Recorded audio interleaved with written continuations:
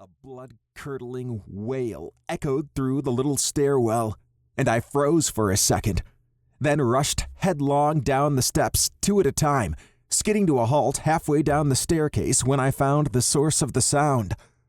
A wriggling baby in a fuzzy pink sweater who was literally crying herself purple, possibly because the giant, tattooed mountain of a man holding her was growling down at her with a ferocious scowl on his face.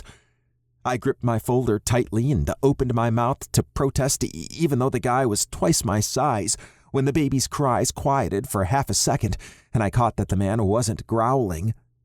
He was singing? Something sunshine, only sunshine. You make me happy. Something gray. Christ. He heaved a frustrated sigh. Marigold, you've got to stop now. You've made your point. Be reasonable, baby girl. Oh, good gravy. That changed everything. I caught my breath and stared. The man looked like he'd been torn off the stage at a rock concert, transported to Nowhere, Tennessee, and stuffed into the outfit I once wore to a middle school dance. There was no other explanation for a guy with overlong brown blonde hair, graceful black inked scrolls emerging from the collar of his wrinkled blue button-down shirt, shiny dockers that clung to his tree-trunk thighs, and black steel-toed boots to have appeared in this stairwell. I sure as heck hadn't seen any other guys in this neck of the woods who were so unapologetically themselves. And if that weren't enough to pierce my heart, the kidlet in his arms was gorgeous.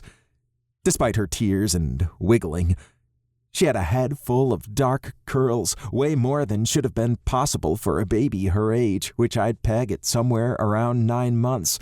Somewhere past the shriveled potato stage of early infancy, but not nearly at the terrifying walking age. The baby wailed again, and the giant looked genuinely panicked. He held her flat across his outstretched forearms, like he was carrying a box of pizza or helping her learn the backstroke, and he bent his knees in a kind of next-level Oompa-Loompa jig in time to his stammered singing. A pink and white striped tote bag sat on the floor next to the wall. Work with me, Marigold, okay? You're not hungry, 'cause you just drank 10 gallons of formula. You're not stinky. He lifted the kid gingerly. Not stinky, he confirmed in a deep, raspy voice that did things to me. Are you having an existential crisis? Is that a thing kids do? Do you need alone time? Are your lips chapped? Do you hate my cologne? The baby fussed harder, flailing her tiny feet. The man groaned, and I belatedly noticed one of those pacifier stuffed animal things lying on the floor by the giant's boot. I scurried down the stairs and picked it up. I think she might be looking for this, I said, holding it aloft. It was a gray and white polka-dotted chicken with a green sucker on the end. The guy shut his eyes and shook his head. Oh, shit. His eyes popped open in shock as he realized what he'd said, and he looked from me to the kid guiltily. Fuck. Forget I said that, he muttered. His eyes widened further. God damn it all. I snickered. Maybe quit while you're ahead. Yeah. He sighed again and reached for the pacifier, only to do an awkward shuffle when he realized he couldn't hold it and the baby simultaneously. You could hold her up, I suggested. Babies that age like to see stuff, and it'll help her digest if she's just eaten. Also maybe chill out on the squats. I motioned toward his knees. Your thighs are plenty shapely already. He lifted one eyebrow, but ignored my comment. Thank the stars, since I couldn't think of a single logical reason why I'd said that aloud.